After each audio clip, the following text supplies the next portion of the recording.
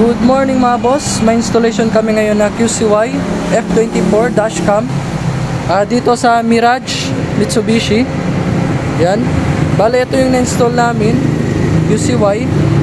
Yan, 4K Ultra HD. Yan, 9.66 inches siya mga boss, full screen na siya mga boss. Yan, so pasok tayo sa loob. Ito yung na-install namin na dashcam. Yan, F24. Yan. Latest to mga boss. Ito yung front cam nya. Pwede yan ma-adjust mga boss, up and down.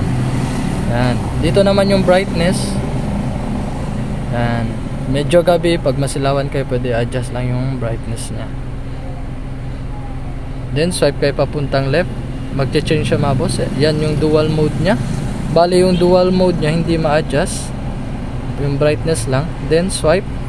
Ito yung rear cam nya mga boss. Pwede din to ma-adjust up and down. Yan. Yan. Same lang yan mga boss. Try natin mga boss yung reverse. Reverse. Yan. Pag mag-reverse kayo mga boss, automatic na siya magti-trigger sa reverse camera. May guideline din siya mga boss. And then nag-detect siya ng object. Yan mga box. Okay, pakipark ako boss. Yun lang mga boss, BC Tower Shop.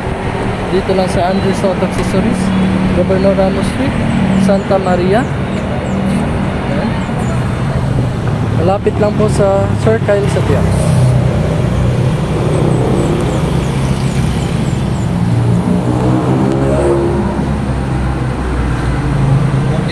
See you out there, sir.